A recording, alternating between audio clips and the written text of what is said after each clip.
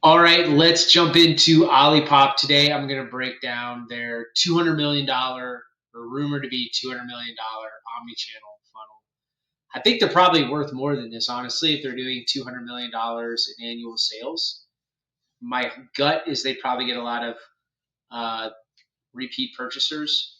I myself am a fan. I drink Olipop a lot. I buy them all the time, mostly at my local Whole Foods or Target is where I see them the most.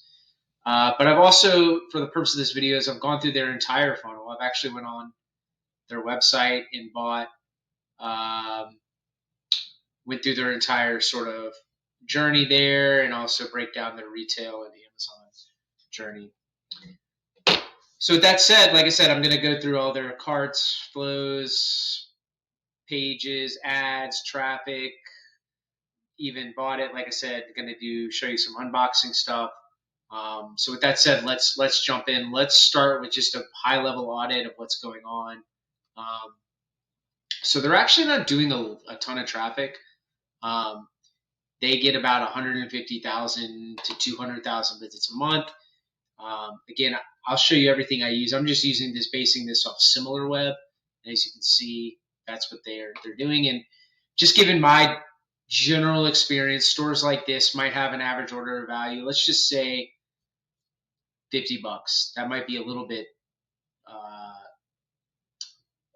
maybe a little bit liberal. It might even be lower than that. But let's just say it's $50. I found stores like this are probably earning about $1 a visitor. So you think, okay, we're doing 150 to 200,000 visits a month. Like that's actually not a ton of revenue. If I had to guess what they're doing on their D2C store, I think actually a majority of their valuation is probably tied up in their brick and mortar presence. Um, they have probably have done a phenomenal job with their sort of distribution, their retail distribution, and I think that's where probably a lot of their awareness and sales are coming from. But then, nonetheless, I broke it down, and when you just look at high level what's going on their site, there's nothing really crazy here. Most of their traffic's from the U.S. It's mostly organic, search or direct. People are landing mostly on the homepage. They do have they do a really good job, and I'm going to get into this like driving traffic to these brick and mortar stores. And I think if you're an omni-channel brand, you definitely want to watch this because you're going to see like some of the things that they do. I think they really prioritize their retail partners. But yeah, nothing really crazy going on. Their top keyword is Olipop. They're a branded search term. Olipop near me is a very popular term. So you could tell that a lot of their customers just want to go and buy this in store. They have a ton of inbound links. They get press everywhere. I mean, a lot of people have heard of Olipop. Um, you know, on pretty much every major business article, business publication, or even Shopify, TechCrunch, places like that have talked about this startup, this brand. Um, in terms of Facebook ads, they're not really doing much. They're not really doing anything. I mean, it's a lot of top of funnel stuff, if I had to guess. Um, they also do a lot of stuff that's just sort of drives traffic to the retailers. As you can see, this one is 99 reasons to shop at Costco. They literally drive traffic not even to their homepage, to their store locator page a lot of times on their top of funnel ads. Or maybe this is middle funnel, I don't know. But if I had to guess, it's top of funnel. So you'll see a lot of that stuff going on. They do some stuff to the homepage. I think, what was this? One of them. So some of their ads are going to their homepage, but you can see it's not a lot is going on from like a paid media perspective. If you just search for Olipop, this is one of their top keywords. Um, they are doing some sponsored ads here, branded keywords. You click on it, it's going to a product detail page. There's nothing really that crazy going on here. It's not some super long form sales letter. Um, but yeah, I mean, so that's sort of how they are driving a lot of their traffic. They do have a lot of, TikTok stuff going on, Facebook, Instagram. I will say they do have I will click on sort of their social page. I would imagine this is driving a fair amount of traffic. I think one thing they do that's pretty cool is they have, they show a lot of their press. They're cross promoting across different, um, different channels. Like, hey, follow us on TikTok, showing sort of giveaways and stuff like that. One thing I think that's really cool that they're doing is, and again, they're getting people to find pointing people to store. But I think one thing I've seen that's pretty cool is they have this sort of like um, creator funnel, which I'm not sure how popular this is, but I think it's a cool way that they're probably getting user generated content. I think that a brand like this that is such like a fast moving consumer good, has great branding. They really need, and I mean, a lot of these D2C startups, they need user generated content. Not only as like stuff they can do organically or top of funnel, like sort of buying ads and stuff like that. Their media buying teams need this, but they need this on product pages, retargeting, middle of funnel, bottom of funnel. So I found this to be pretty cool. They sort of have a whole entire, I don't know if it's funnel, but system to get creators lined up. They're using a tool called Kale, which I'm not sure. I don't think I've ever heard of, but it's kalecard.com. I thought that was cool. It's just a way that they are bringing creators into their business. And that was sort of their landing page for it. Another thing they're doing, well, besides that, I mean, I think moving more into, well, let's just go over the apps real quick that they're using. Nothing really too crazy here. I know they're using Shopify. We know they're using Klaviyo for email marketing. They're using Rebuy, and I'll get into this as sort of their cart stuff. I think they're using Northbeam for like analytics, and this is similar to like Triple Whale if you've heard of that. But again, I'm just using a couple tools like Built With, or What Runs is another one, and then I'm sort of, some of this stuff I can verify. Like when I go into their checkout, I know they're using Shopify. When I go look at their emails and I look at like what they're doing there, I could tell they're using Klaviyo. I'm not sure who they're using for SMS, if it's Klaviyo, but they also showed up for PostScript. Somewhere around here I saw that. They are using Shogun for landing pages. Oh yeah, PostScript right here. They are using Shogun for landing pages, but I'm just not sure if like these, again, because their ads, like they're going to, like how most of their Facebook ads either going to their homepage or that store locator page. They do have some product display ads, but they're mostly going to these product pages. And I checked this; it's the same URL as what they show on their like Google shopping feeds. Is the same. It's the same URLs here, so they're doing a lot of the same stuff. So I'm not sure if they're actively using Shogun. But in terms of bottom of funnel, it's actually single opt-in. I checked this. They don't have any live chat. They do have a email opt-in. I'll get into this. It's mobile responsive. It's on their top page. They're not doing anything crazy like exit intents, card exit intent, card upsells, post-purchase checkout, post-purchase upsells, one-click upsells. They do have an SMS opt-in. They do have an abandoned checkout flow. Their abandoned checkout flow emails are pretty lightweight. There are no bounce back flows. There is an NPS survey, and I'll show you that in the checkout. They do have shipping notification emails. Their email response times were great, and SMS. I messaged them on like a Sunday, so I'm going to give them a pass. I didn't get a response, but I did get a response on the Monday morning about 2 or 3 hours after 9 a.m. Eastern time. So I'm just going to give it to them that they're responding back to everything within 3 hours. It shows that they care about their customers and they're monitoring all of those things. They do have a post purchase flow. I was able to observe that. I'll get into that. No win back flow yet, and they're sitting about one and a half emails a week through their newsletters. And again, I've linked to their newsletters here on milled.com so you can view everything they're doing there from a newsletter perspective. Let's go ahead and jump into the funnel here.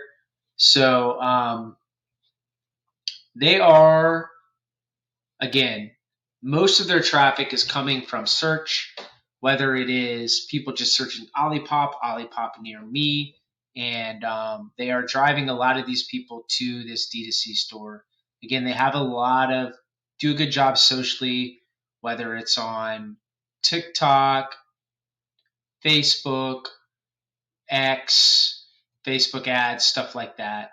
A lot of their traffic is either coming in, if they're paying for ads, it's either coming into this D2C store, and I forgot to add this D2C store, or it's coming into the store locator. So that's mostly how they're driving their traffic to their main homepage, which is, I gotta pull up right here. And then another thing that they're doing is they are driving traffic to this find in store page. This is a big initiative for them. They're trying to get people to go shop in retail places, retail brick and mortar stores near them. And they're distributed really well. You know, I live in Atlanta, so I mean, there's a lot of Sprouts, Kroger, Fresh Market, Publix, Target, Whole Foods. I could pretty much go into any of these places across the Atlanta area and find this. I've traveled, you know, recently, Texas, California, and I've seen it there as well. So they're really prioritizing brick and mortar. Another thing that they do, I think, that's really interesting is if you're just sort of poking around their store, you can tell that one of the things they really want to do is, I think they have a really good wholesale program. It's a different URL. I didn't necessarily put this in the actual funnel, but yeah, it's a different URL, drink Olipop / wholesale, and they kind of treat it like they're doing some sort of D2C stuff here. It's like, hey, buy 10 cases, save with 5 off code. You click on it, you register now. I'm not sure if this is, let's see, is this a Shopify store? It might be. They might have a separate Shopify wholesale store. And yeah, I wasn't able to do this. I'm not like a wholesaler, but I do find this pretty cool to see what they're doing here. It's a different, it's sort of a different experience. And yeah, if you're an omni-channel brand, I would swipe from this to see what they are doing on their wholesale side, because I think this is really the main driver of their business. They're really framing it. It's like a totally different conversation here. You know, it's like, hey, this is our wholesale program. We have low order minimums. We're doing social media support for you. We have sales support for you. We have brand activation, and then they get into their actual products, like the unique selling points of that. Yeah, so I mean, it's cool. I think that a lot of D2C brands I've worked with, certainly, they don't really have, or their wholesale business is kind of an afterthought. It's kind of this like weird thing that's sort of done by somebody randomly in the company. It's not really well positioned on their site. We have started to do more wholesale flows and wholesale funnels and journeys and stuff like that for clients. But I would say this is one of the more well thought out ones I've seen. So I thought that's really interesting. It's something that a lot of people are probably not talking about. But their wholesale site is pretty well done Another thing, so let's just move into um, the D2C stuff. So I talked about their store locator. I think that's a big initiative for them. And again, they are trying to drive people to these brick and mortar stores like Walmart, Sprouts, Target, Instacart. Um, the experience is pretty basic. I mean, I just took a picture of my local Target. This is what it looks like. Um, you can also buy it sometimes in these like 4 packs. I've seen that. But yeah, I mean, once you actually get the package, like an actual can of, here it is sitting on my desk, their fruit punch. They're not doing anything crazy here. You know, I've looked at some other brands, like I talked about Liquid Death. I've been looking lately at this like olive oil company, and they're doing stuff to get you back to the site. They do have like a drinkolipop.com, but I've seen some brands like really utilize this space to get you to reorder. Whether it's like scan this to reorder and it takes them back to the D2C store. So I think that there's some things they could be doing there. But I think a lot of people are just buying this. They have a good experience with it. Then they walk into their local Target and Whole Foods and they just buy this again. I think that's honestly how they are generating a lot of their revenue. But coming back to the D2C store here, let's talk about their pre-purchase flow. It's pretty straightforward. Drink Ollipop is the URL. Let me see if I can get their pop-up to fire here. Here it goes. So looks like it fires like 1 or 2 seconds after you land on there. It's the same pop-up in mobile. It's pretty straightforward. After you opt in, I'll just do it real quick. There is an SMS opt-in that you can do, and yeah, let's just do that. And basically, you get this welcome 15 code. So this is a generic code. This isn't dynamic. I'm sure this is all over retail me not. But yeah, I mean, that's sort of how they are onboarding new customers or new prospects. It's a pretty run-of-the-mill, standard pre-purchase pop-up. Honestly, I'm surprised it's even designed like this. I think it probably could be a little bit better, but that is their pre-purchase pop-up. When you opt in, you get this a couple minutes later. I think it's a pretty cool email. Welcome to the fam. Sort of talking about their products, what makes them different. I'm not sure. I guess they are editing this because I bought this in December, and I guess crisp apple is a holiday seasonal sort of flavor. So it looks like they are editing this pre-purchase flow regularly, but then it's just sort of getting in a meet our squad where they're just sort of introducing the entire all of their flavors, and they're great. I've had pretty much all of them. My favorite is the root beer, the grape, and the ginger ale. But yeah, they're coming out with a lot of new flavors, and then also like this was their SMS message, which I'm not sure if they're using post. I think they might be using PostScript for this, but yeah, it's funny they're sending another SMS code, 15% off discount code there. But that's basically what they're doing pre-purchase. Moving on to just the site, once you click on this, you're normally going to some sort of collection page. That's sort of the funnel here. You come on here, it's shop. They do a really good job of curating these bundles. I think this is pretty cool. If you just click on shop and you'll see they have the flavors, but then they have the variety packs. I actually bought the bestseller pack. But I think it's cool how they sort of, it's kind of a very natural way of bundling the products together. Pretty straightforward once you get, if you were to go to these collection pages, let me see, shop all right here. You can see it all like this. Yeah, so you can see what it looks like here. And then the product pages are basically pretty much the same. It's the same sort of product template here. And you come on and you have the option to do choose your 12 pack, which I think is pretty cool.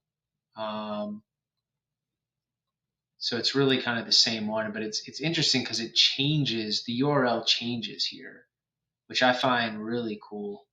So I guess that means the SKUs change. I'm not sure how they're doing this from like a Shopify perspective, but really interesting. Um, they are doing, you have the one-time purchase or a subscribe and save. Uh, Again, they're kind of, you can tell they just really are prioritizing retail. I find this interesting that, they would have this call to action, hey, find me in store. And they're pointing, they would rather you, I don't know if they would rather you, but they're willing to risk that you go find this in store and they not capture your information than actually getting you to on a subscription or a one-time purchase on their site where they can retain that sort of zero-party data information. But yeah, let's just add this to cart. Um, you know, they're doing, actually, I think this is previous, but yeah, I think this is where they're using Recart. They're not really doing much cross-selling here. They are doing, hey, like spend $50 or more to get free shipping. You can also use your discount code in the cart. But yeah, once you go into the checkout, there's not a lot of cross-selling or upselling going on here either. It's a pretty standard Shopify checkout. So I went through the whole checkout experience and I bought a 12 pack of their best sellers. Let's go back and see what's going on there. So once I placed my order, here's where it got a little bit interesting. So as soon as you reorder, and I've seen a lot of D2C brands start doing this, is there's a pop-up that says refer a friend. And I'm just not sure if that is like the way to do it now. To me, it's always like, okay, well, I haven't really tried the product yet. Um, am I ready to refer this to a friend? Normally, I would see this later in the journey, but I'm starting to see more and more D2C stores have this sort of pop up right away, or maybe it's not a pop up, but some sort of this is like one of the key steps in their funnel right after they purchase is trying to get them to refer a friend. To me, it just seems like you only want raving fans to refer friends, and you really don't know if someone's a raving fan yet. A raving fan to me is someone who's bought multiple times, probably.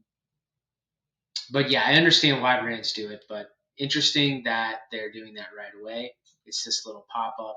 Again, they also are like a lot of stores. They are also promoting this offer in their footer or on their site. Where is it? Down here, refer a friend. So it's the same sort of referral program offer that you get in the checkout. They're also doing this top of funnel. It's basically you get $15 credit if you refer a friend. It's a pretty common offer. I've seen other brands do the same exact thing. Another thing they do is they do have a zero-party data survey in the checkout. Highly recommend brands do this. It's just, especially if you're omni-channel, it's so hard to figure out where customers are coming from. If you have like an Amazon business, a big Amazon business, a big brick and mortar retail store, you're also buying paid ads. You're getting a lot of organic traffic. It's so hard to be able to attribute where customers are coming from. So this is at least one of the steps I recommend a lot of brands take is some sort of zero-party data form in the checkout. You can also do this post-purchase. I've even seen some people do it pre-purchase, but that's basically what happens right after they order. Eventually, you'll get a post-purchase email. This is the order confirmation from Shopify. pretty straightforward. Another thing they will do is a day later, you will get this message, or maybe not a day later, but eventually you will get when it ships. This is the shipping confirmation email. And so this is post purchase 2, and that'll eventually go to a track my package page. And I think they are using an app called Mailmo to do that. Hold on, let me just find it. All right, I found it. Sorry if I mispronounce it. It's called mymalamo.com. So they're definitely editing this, I see a lot of companies sort of just set this up and forget about it, but you can tell the holidays are coming, so they've added this crisp Apple in. They're also trying to get you to become sort of a brand ambassador by getting you to follow them on social media. They're pointing you to subscriptions. They're helping you sign up or trying to point you to set up an account. They're even using UTMs from their track my package page to an actual subscription page. This does look like maybe I don't know if this is a subscription. This is giving me more of like a Shogun page vibe, but I'm not totally sure if this is what they're using here. But yeah, so that's like how they are doing their shipping notification emails. There was one post purchase 3. I think I got something a little bit more, like a little bit more of like an educational email around just prebiotics and sort of some of the benefits. Again, my product, my order had not arrived yet, but this is sort of what they're doing, and then sort of an offer to sign up and save if I get on a subscription. Eventually, my order came, and I got my tracking or my order delivered email, and then it showed up like this. I thought this was interesting, so I bought the bestsellers. They had their own packaging just for that bundle,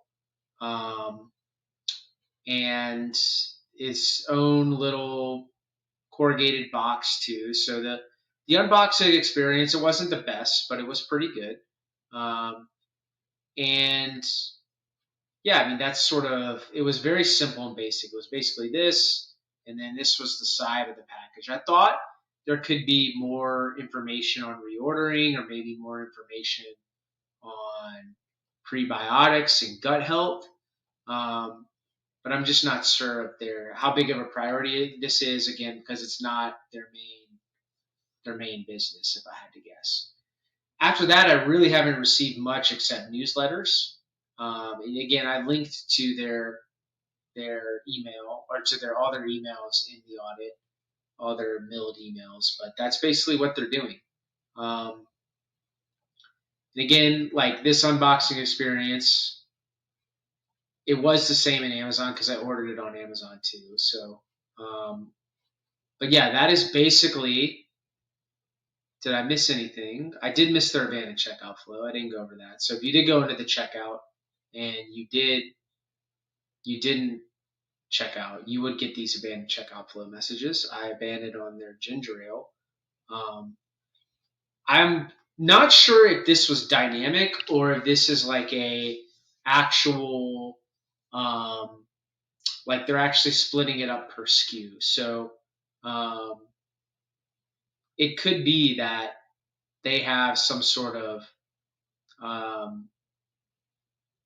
dynamic email here. My gut, though, is just telling me off the branding and the look and feel is that it is,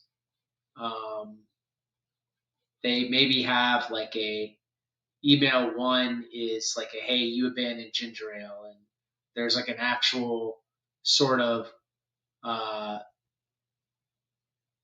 I guess, call out here just for the ginger ales, and then it goes into a more generic funnel where Olipop is on the house, and this is clearly dynamic.